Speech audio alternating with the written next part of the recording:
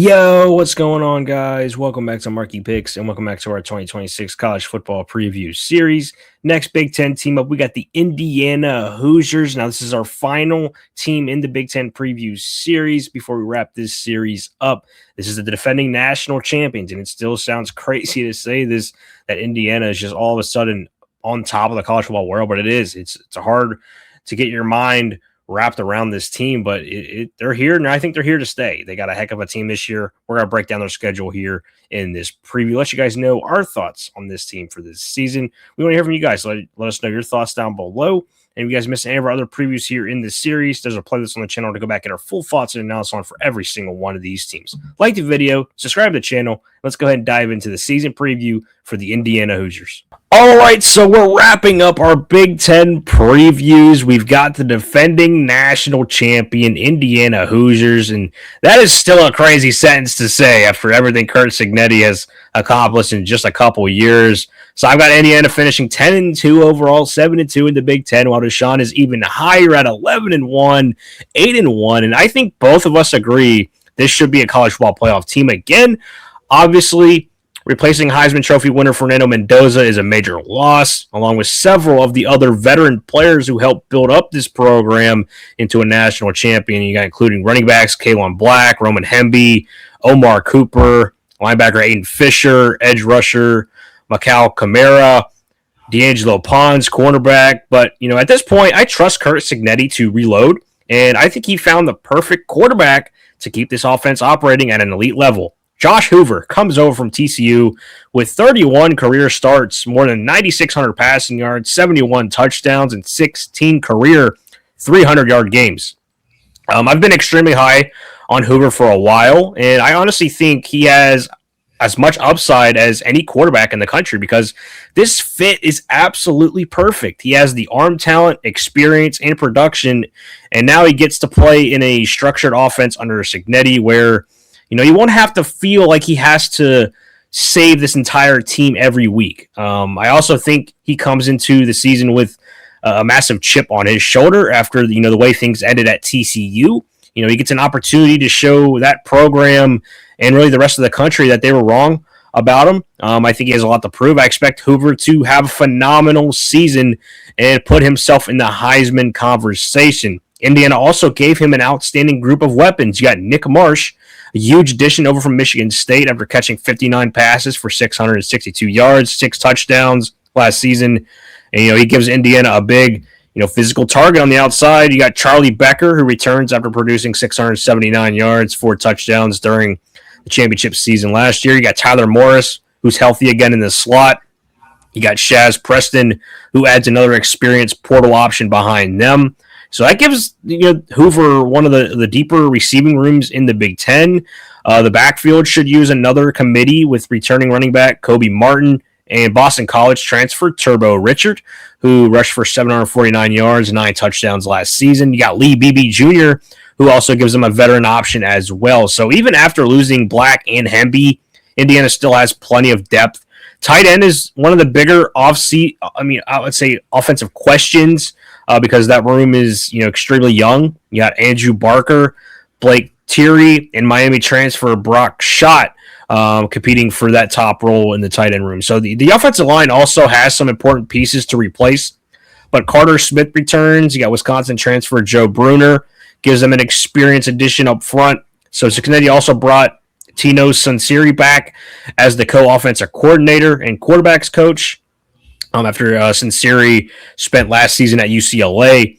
And that reunion should help Hoover settle into the system quickly. Defensively, Indiana lost some elite players from the national championship group, but there is still a lot coming back. You got Elijah Hardy returning after recording 102 tackles and 8 sacks. You got Isaiah Jones, who is back after finishing with 78 tackles and 7 sacks. Those two should give Indiana one of the best linebacker duos in this conference. In the secondary, you got Jamari Sharp. He returns after making the interception that sealed the national championship last year. You got Amari Farrell back after recording 4 interceptions. You got AJ Harris, who gives them another experienced corner coming over from my Penn State Nittany Lions. But the best news is Stephon Bailey returning after getting another year of eligibility. And, he turns to this defensive line.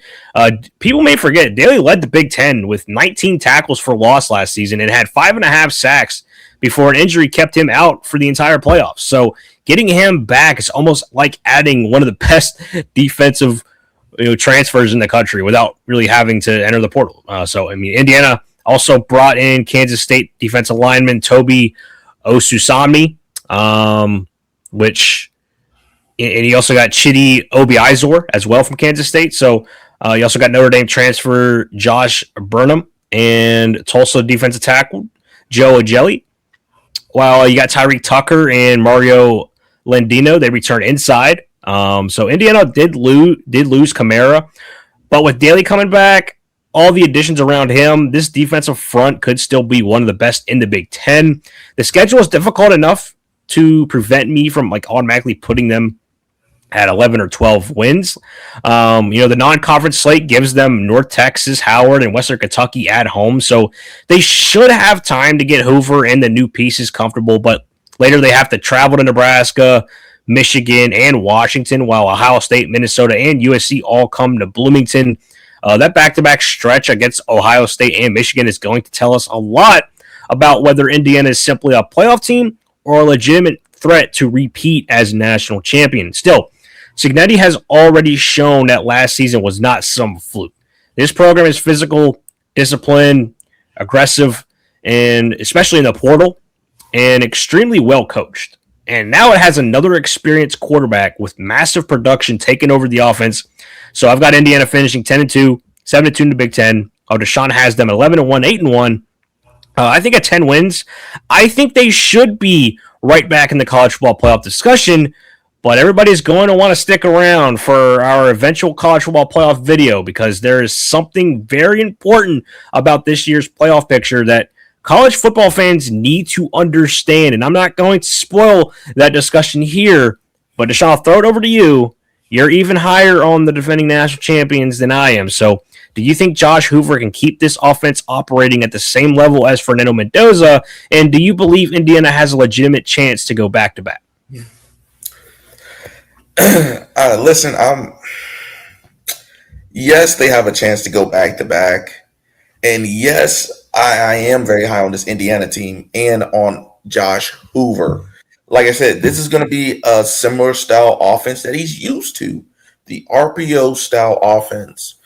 Like I said, last year, TCU ran the most RPOs in college football last season. You want to know who number 2 was?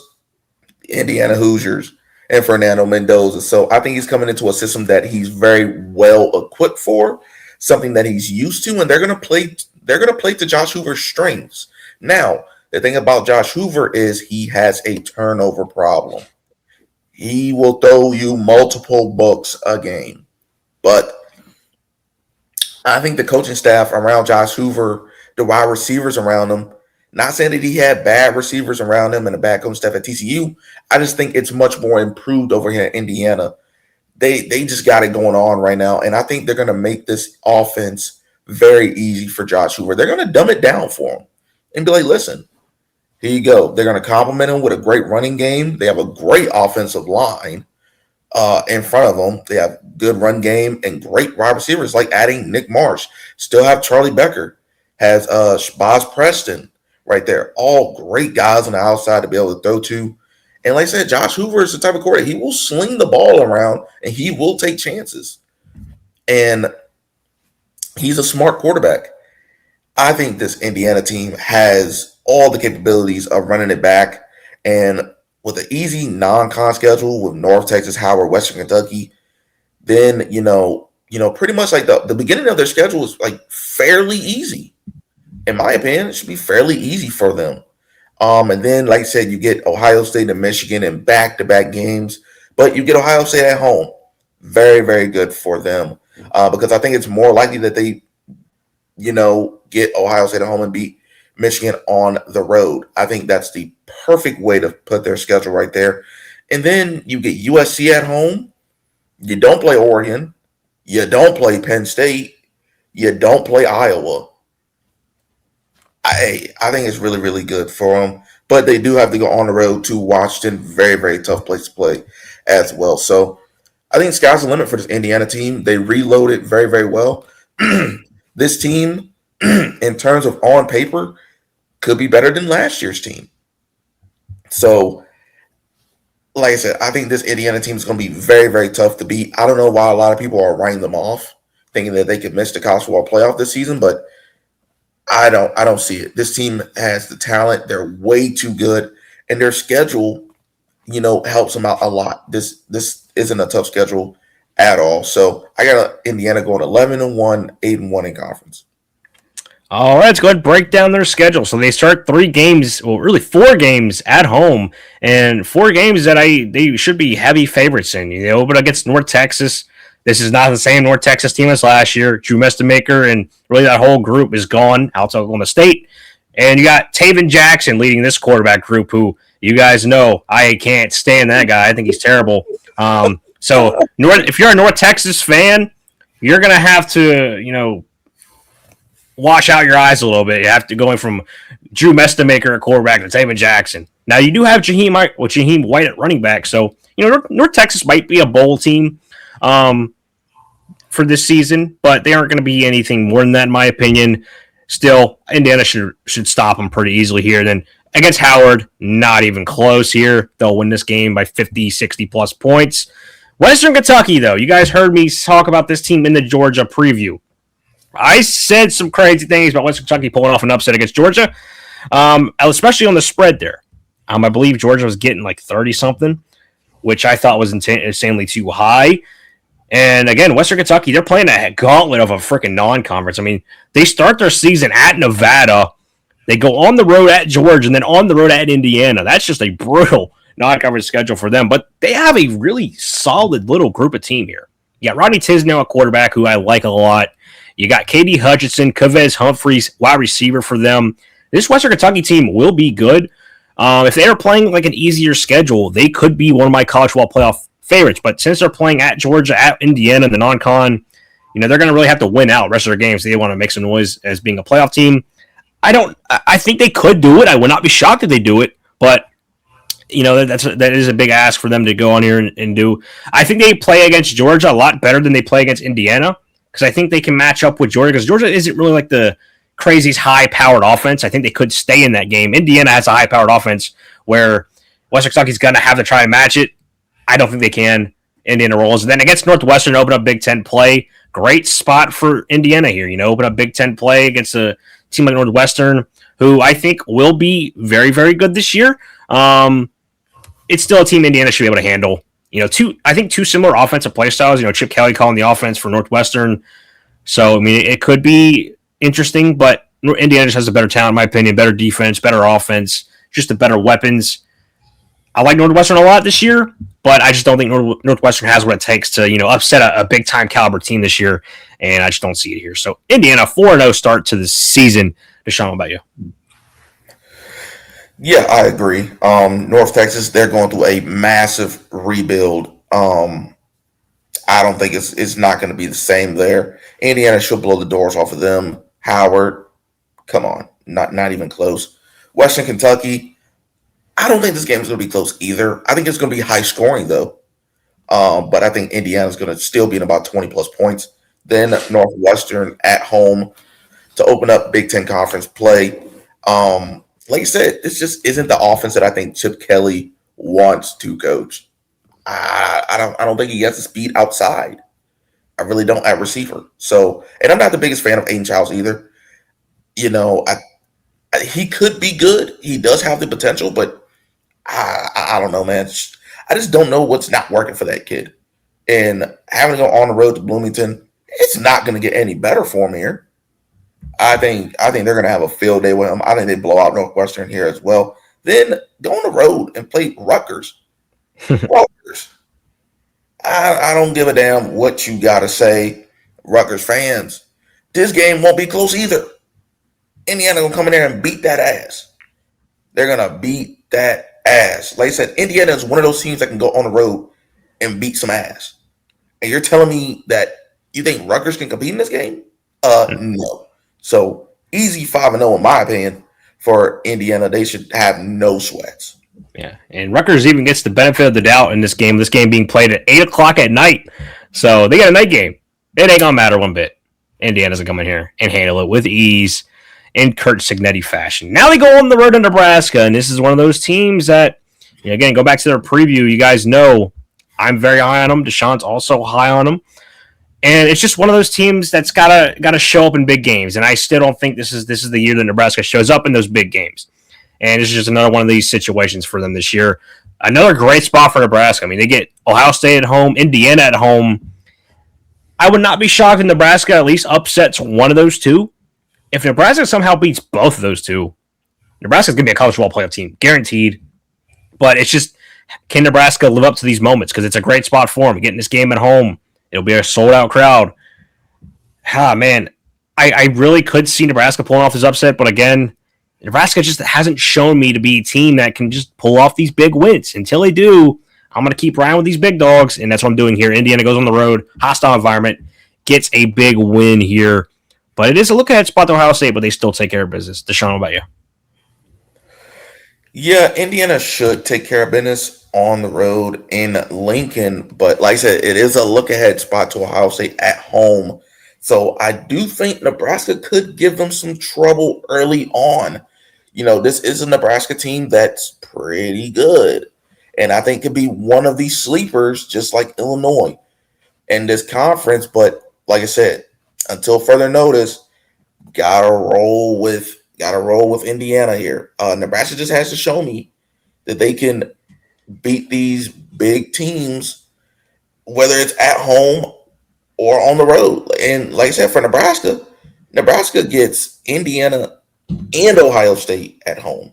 Both of them. I don't know if they have enough to beat either of them, because they've shown me in the past that even in great spots that they've been in at home, they've been undefeated in some of those games as well. They forget how to play football. Now, I'm a big fan of Anthony Colandrea, so I think he can elevate this Nebraska team. Like I said, they just got to show me first. I'm not believing in it right now. So Nebraska, like I said, I think they can keep it close for about a half, and then Indiana will just wear them out. So give me Indiana late. And then they get to this 2-game stretch right here. You get Ohio State at home and then at Michigan. Now, this is a brutal 2-game stretch. And, you start this stretch getting this big game at home against Ohio State. I wish these games were flipped. I was hoping they would get Michigan at home and having to go out to Ohio State, because if it was, I think they would have a chance to split. But I got them losing both of these games right here. Okay? This Ohio State team, I think, will go on the road in Bloomington in what will be a sold-out crowd. Ohio State wants some revenge. Okay? And I think they want to let Indiana know that it ain't that easy. Okay? Indiana thinks it has it easy right now. I think they get humbled a little bit here. Indiana starting out undefeated once again. Be a lot of eyes on this game. I think Ohio State gets the benefit of the doubt here. I really do. I think they will go on the road to Bloomington and get a big win. Get some revenge for last year. And then after that tough loss against Ohio State, going on the road to Ann Arbor, which, if you guys go back to that Michigan preview, you guys know this is a spot for Michigan where it's also a tough 2-game stretch for them. They have to get Penn State and Indiana in back-to-back weeks.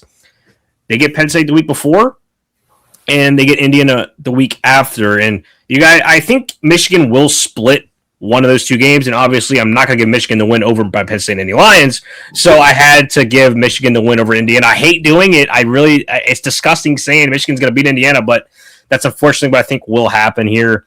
So 2 straight losses in back-to-back weeks for Indiana, and maybe, I don't know what's going on here. There's probably some national hate going on in Indiana. Like, what the heck's going on? You can't lose to Michigan. I understand that you can't lose to Michigan. It's a bad loss losing to Michigan, but I think that's what happens. 2 straight losses for Indiana here to set out their final stretch of games. Deshaun, what about you? Well, I actually like how this turned out. I think you're more likely to beat Michigan on the road than Ohio State on the road. So this is exactly how I would want it. Get Ohio State at home and Michigan on the road. So let's start with Ohio State. This is a 50-50 game for me, and Indiana's at home. Indiana's already shown that they can hang with Ohio State. And this Indiana team, in my opinion, is even better. And Ohio State, they have some questions on that team. And I'm just not ready to say that Ohio State can go on the road and beat Indiana in Bloomington. I'm not so sure about it. And this will probably be a night game for them. I think the environment for Indiana is going to be rocking. Like I said, this is one of the top teams in college football. Just because it's Ohio State don't mean nothing. Even if it was Oregon going on the road to Indiana, that's not a for sure win for us either. I don't give a damn who it is. This Indiana team is for real. They're very well coached, and you see it. They won a national title against some of the top teams. They're going to be able to hang with the big boys now. They've shown it, and they're here to stay. So I think they get a big win over Ohio State. It will be a close game, but Indiana will get the dub. And then the very next week, having to go to Ann Arbor, like I said, very tough place to play. But this is how you want it. You're more likely to beat Michigan on the road than Ohio State. And I think Indiana does just that. Go on the road and defeat Michigan. Like I said, Indiana is built to do things like this. Beat Ohio State and then beat Michigan in back-to-back weeks. They have the talent. They have the quarterback. I think Indiana has the better team than Michigan. Like I said, the game will be close as well. Both of these games will be close. But I just think that which team do I trust more in late game situations? As of right now, until further notice, it's Indiana for me. I'm sorry. So Indiana gets two big wins here, and they're 8-0. And just going back to that Ohio State games, talking about Josh Hoover's career in big games. This will probably be the best team he's ever faced, but he did play Texas back in 2023 when Texas was ranked third in the country. It was a hell of a game. Texas won that game 29-26 against TCU, and that was when TCU was pretty much mid. They were 4-6 entering that game. Texas was 9-1. But Josh Hoover had a hell of a performance. He went 24 for 36, 302 yards, 2 touchdowns, 1 interception. That's a hell of a performance against the Texas defense right there back in 2023. So he's done it before against big teams. But Ohio State, the defense is probably the best he's faced. So, we'll see how he responds to that. But he's got a lot of weapons around him that I think could make that transition easy. But I still think Ohio State could pull it out. But, we'll see. It's going to be a great game. Looking forward to watching it. But closing out their season here, they get Minnesota at home and USC at home. And you look at the point of the season here, Indiana can't afford any more losses. I mean, you would think if they win out, you would get into the playoffs. Just win out. But again, guys, you're going to want to stick around for that college football playoff video where you're gonna want to see stuff that could play out. But yeah, win out, and I think you're in for Indiana, and that should be the case. You get Minnesota here at home, USC at home. Favorable spots. I mean, you just took 2 tough losses here, but getting to come back home, I think, is going to be crucial here. Your home crowd's going to be behind you. Your home crowd will give you that support you need, and I think give you that edge you're going to need for both of these games, because both of these teams, I think, are similar type teams. They're both very, very solid teams, but they're teams that Indiana should be able to handle, and I think they do. They take care of Minnesota, and they get a big win against USC, which kind of gets their momentum rolling here to go out to Washington, which will be a tough environment. They get two home wins here. Deshawn, what about you? Yeah, Minnesota traveling all the way to Indiana. I like this Minnesota team. This Minnesota team is really, really good, underrated, but I think Indiana, talent-wise, just has way, way too much. And this game being at home on Halloween, I just don't think there's any way, especially after being Ohio State and Michigan. Yes, they may be on an emotional high right here, but Indiana's built for this. I don't think they should have any problems with Minnesota. Then getting a bye after that, I think, is crucial. Getting a bye, getting the rest, get your mind right. Listen, season's not over. You're 0-0 right now. You got to finish it out. And USC comes to town. I'm not high on USC at all. I think Indiana beats that ass right here. I think Indiana is absolutely locked for this game. And USC, they're going to have to feel the wrath of the Hoosiers right here. I think defensively, Indiana has the major advantage here. I think Indiana owns the offensive advantage, wide receiver advantage. Quarterback advantage, I think, can be about a wash, in my opinion, because I do like Maava. I think they own the coaching advantage, and on top of that, they're at home coming off of a bye. So give me Indiana big over USC as well. Yeah, I agree. I could see this game getting a little out of hand here. I know in the USC preview I said they could hang around, but I honestly, thinking about it now, just getting that bye week for Indiana, yeah, I think it's a great spot for Indiana. But that sets up this tough road trip out at Washington, and this will probably be a college football playoff elimination game right here because both of these teams are probably right around the similar spots right now. I know Washington has a lot of high hopes this season, but it'll be a big game. I think it is a college football playoff elimination game right here, and we'll see who comes on the other side. I think Indiana goes on the road in a hostile environment and gets a big road win because Indiana has done it before. If I trust any team on the road, I think if I had to trust the best team, to go on the road and get a big road win, it'd probably be Indiana or Oregon. I'm going to go Indiana. They went out to Oregon last year and did it. Hey, go out to Washington and do it the same thing. And I think this is a Washington team that Indiana can match up really, really well with, and I think they do. Now, I will say Washington has an incredible home environment. If you guys go back to that preview, especially Deshaun's side of things, Deshaun has Washington win, I think, every single home game, which, goes to show they're a tough home team to play. But when Washington goes on the road, that's where things can falter for that program. But, it's a great spot for Washington. But given what Indiana has to play for right now, they cannot afford to lose another game, in my opinion. So I think they go on the road, they play inspired, they play motivated, they get a big road win at Washington, and they close out the season against Purdue. It's gonna be a massacre here with Purdue. I know last year, if you guys remember, me and Deshaun were telling y'all to go ahead and bet Purdue on that spread the last game of the year. Yeah, we were complete morons on that one. Indiana put bell to ass. I'm not making the same mistake again this year. Give me Indiana in a big way against Purdue. Deshaun, what about you? Yeah, after beating up on USC, the very next week you got to travel to Husky Stadium. I wouldn't be surprised if this is a night game for Washington right here. On top of that, Washington has Oregon on deck. So big spot for Washington as well. But I've seen this happen way too many times. I've seen this movie play out. Having to go on the road to face Washington, either it's the last game of the season or second to last game. This is a very, very tough environment right here. And Washington it's a team that just always seems to do it. And I think Washington gets the better of Indiana right here. Like I said, I've seen this song and dance way too many times. It just Washington just has that upset factor right here.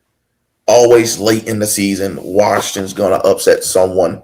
I think it's Indiana, even though, it's not a good spot for Indiana because they got to travel all the way to Husky Stadium, and Washington has one of the tougher places to play in the country. Washington, like I said, has Oregon on deck. I don't think Washington is going to be in the college football playoff. Even if Indiana loses this game, I still think they're surely in. It may even still be viable to get a bye in the playoff, but I just think this is a good spot for Washington right here to get a signature home win, probably against either the Indiana's probably either number 1 or number 2 in the country right here. I think this is a great spot for Washington, and I think Washington's going to pick up some great wins at home. Like I said, I got Washington winning every single one of their home games because that home field advantage is real, and especially because I think in the Washington preview, I got them losing at Michigan State. So,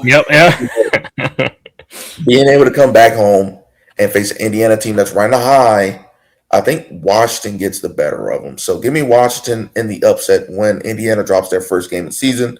Then, at home on senior day against Purdue, this is going to be an annihilation. So, give me Indiana. They might win this game by 50. Yeah, especially, I don't know if you heard those comments made by the Purdue athletic director, where the Purdue athletic director was talking about if you want to win national championships, if you don't want to win national championships, go to Indiana. After Indiana just won the national championship. How dumb could you be to say that? I can't believe it. I can't believe it. That should be a fireable offense. What do you think is going to happen at Purdue? What the hell do you think is going to happen at Purdue? What does Purdue offer you? Yeah. Nothing. That's crazy. Like the athletic director of Purdue actually said something like that in a presser. Yeah. He gonna mess around and get his feelings hurt. And we know how Cignetti takes those kinds of things. He's going to take it personal. so yeah. Yeah. And it's also a rivalry on top of that. So, I mean, bad Purdue. You should not have made those comments, especially, to Indiana. So, yeah, I thought that was just hilarious. And that just sums up the state of Purdue football, really. So, yeah. That's the end of the Indiana preview, though. As you guys can see, both think they're going to get to double-digit wins. Should be right back in the college football playoff. But again, you guys are going to want to stick around for that college football playoff video where you guys will see some shenanigans that will go on here. But we would just have to wait and see. But, Deshaun, what is their win total set at? As of right now, you can get Indiana's over-under win total at 10.5. This is a win total I'm not going to touch right here. Mm-hmm. Like I said, I got them going 11-1, losing at Washington. Other than that, the only other two games I can see them losing is Ohio State and Michigan. Other than that, I don't think they can lose another game. So I think their floor, 9-3, ceiling, I think, is 11-1. Mm-hmm. I don't think Indiana will go undefeated here. They're going to lose either between Ohio State, Michigan, and Washington. They're going to lose one of those games. I just have it being Washington. I think 10 wins is very, very likely for this team as well. So at 10.5, I don't have enough cushion to want to take that. And plus, you can get the over 10.5 at -106. Odds makers are leading more towards the under 10.5 at -114. I think they're right on target right here. So this will probably be a no bet for me. Yep, I couldn't say it better myself. I would not be touching that one. It just seems a little too tight for my liking there. So final thoughts here in Indiana. This is a team that is looking to repeat from last year's national championship team. And, I think Cignetti knows the formula on how to reload with teams. I think he's done it. He's got another experienced, highly talented quarterback in Josh Hoover, who I think could win the Heisman. I've always been a fan of Josh Hoover, and I think he's in a perfect program to really maybe take his, ability to the next level. We saw with Fernando Mendoza. He was great at Cal. He even unlocked more of that ability when he went to Indiana. I think we could see something similar to that this year with Josh Hoover. Because, Josh Hoover is actually better than Mendoza was before coming to Indiana. So we could see a ceiling that we haven't seen before. He could top Mendoza. Who knows? We will see. But it's an Indiana team that, they did lose a lot of that, leadership from the national championship team last year. But again, Cignetti knows how to reload. He's got some pieces back in place to fill those holes. He also got Stephon Daly back after that eligibility ruling. So it's going to be a team that you do not want to face, and it's going to be a team that can beat anybody in the country. And, the sky's the limit for this team if they can put it together once again. But it is tough to repeat. It's not done often. So we'll see if Cignetti can become the new Nick Saban. If he wants to start his dynasty and repeat, he got the team to do it. He's going to go out there and do it. It's a tough schedule, tough conference. We'll see if he can go back to the top this season. So, Deshaun, any final thoughts on Indiana before we wrap this up? Yeah, I have to agree. If there's one coach that can get the best out of your quarterback and flip his whole career around, it's Curt Cignetti right here. Like you said, Fernando Mendoza, he wasn't the best at Cal. Yeah. He was struggling over there, and then, they saw something in him, took a chance on him, and look at what good coaching will do for you. Number 1 overall pick in the NFL draft, national champion, Heisman winner.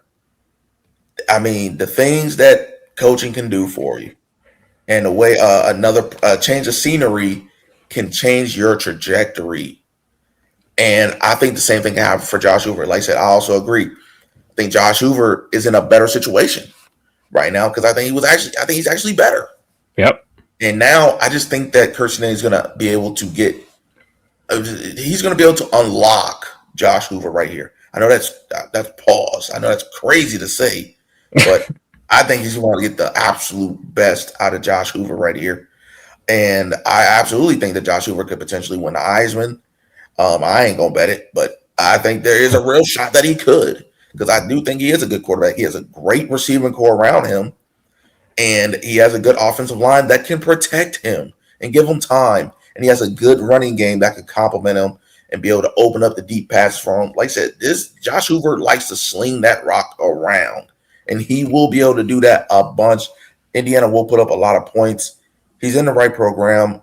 I like the way Kirschnetti is doing things around here.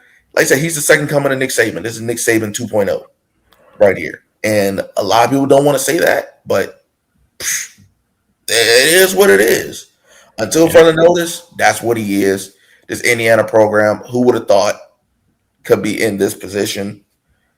I never did. So, yeah, big ups to Indiana. I think they're going to have another great year.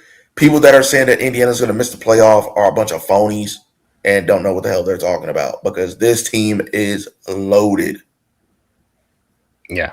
Indiana, elite team. It's just crazy. It's been 2 years, and I'm still trying to wrap my head around it. It's crazy, but they're here. They're here to stay. That's for sure. So, Indiana fans, let us know your thoughts down below in the comment section. I'd like to hear what you guys are thinking about this team this season. You guys think they're going to continue building on that winning culture, get back to the playoffs? I sure as hell think so. But again, we will see how the committee handles things. Again, stick around for that playoff video. You guys are going to want to see what I'm talking about.